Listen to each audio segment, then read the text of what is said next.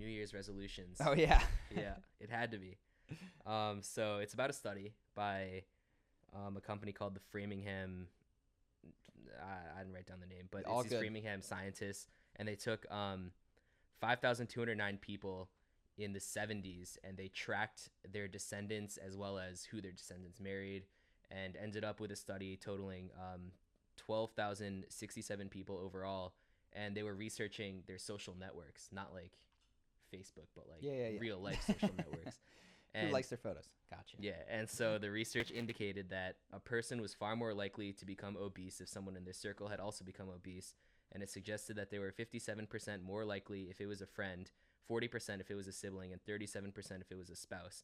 And then Wait, more likely if it's a friend than a spouse? yes. Wow. And then the influence levels were higher if the person was, or if the two people were of the same gender, and then it was proportional to how much a person liked the other person that they were in a relationship with.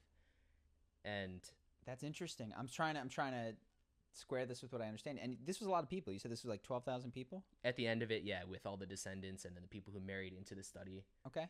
and I think in total they lost like 10 people total Okay. in the study who like either dropped out or just died. Interesting. And then they had like offshoot studies with other companies that found out that this influence, is not just in obesity. It's present in a lot of non-contagious conditions like smoking.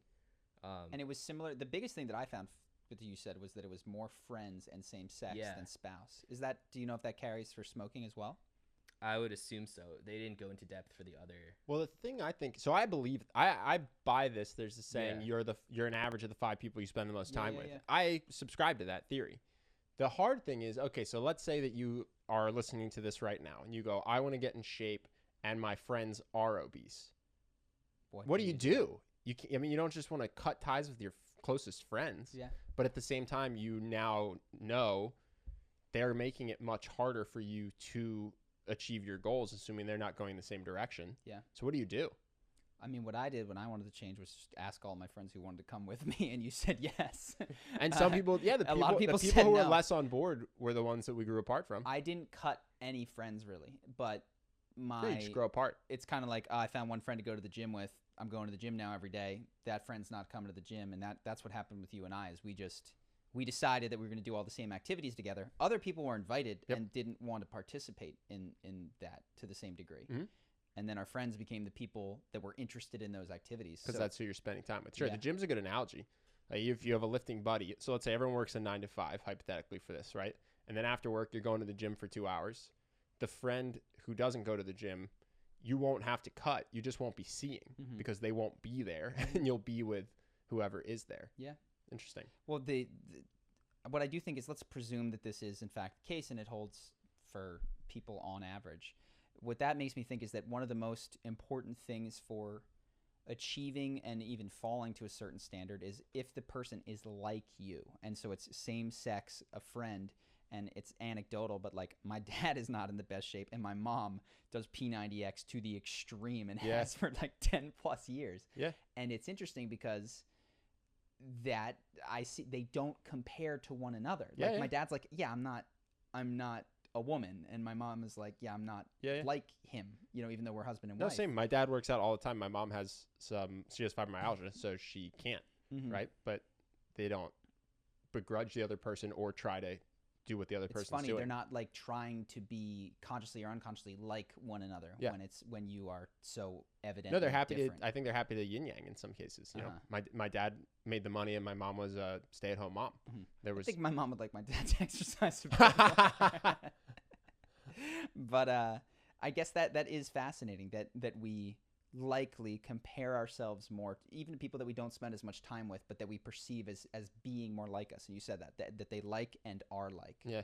is a powerful influence. we have a friend like that actually. Whenever he's with the crew, he gets jacked and he goes to the gym every day. And then when he goes off into a different ecosystem without us, stops working out completely. Yeah. And I mean, I don't know that I did this to you, but I think I was probably the first of our group to stop caring so much about the gym in the last 2 years. And you don't go nearly as much. But I surf every day for like 2 hours.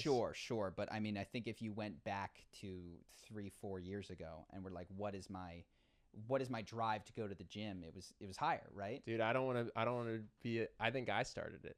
You do? In Brazil, round 2. Yeah. I was surfing and doing jiu-jitsu every day and not lifting. And you and Benji were lifting every day, right? Interesting. So yeah, I was going to the gym in Brazil. Yeah. I was surfing. That's how I hurt my back. I would surf every morning and do jiu-jitsu every night. There's no time for lifting. You got messed up. Interesting. Anything else from that study?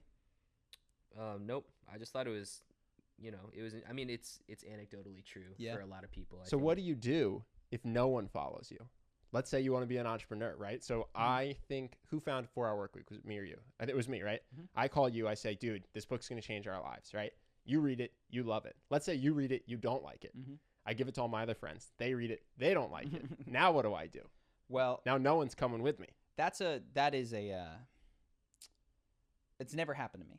Whenever I found a book that was powerfully spoke to me, it connected with someone that was in my friend group. And so the number one thing is, I've mentioned this, rather than try to convince anyone to take the lessons from the book, like, we can start a business, we can do this. Like, no, please just read the book, because the book is going to be a far more persuasive communicator of this new concept than I could ever be. Yeah, and you go wide, I think is what you're saying. You don't just try to pick one person and go, you should do this. You go, you 10 people should read this, and only 6 do, and only 2 like it. You go, you're my 2. Yeah. Now you're my 2 entrepreneur friends. Sure. And then the other thing that I've seen people do is they use the internet to get these meetup.com. They go, okay, none of my friends want this. And this is how some of our friends have found us is they came to our meetup. Yeah. They showed up. We did the first personal development meetup. New York personal development New York, meetup. Yep. Yeah. And none of my friends are into this, but here's a room of 60 people and you guys spoke and they waited till afterwards to come speak to us type thing.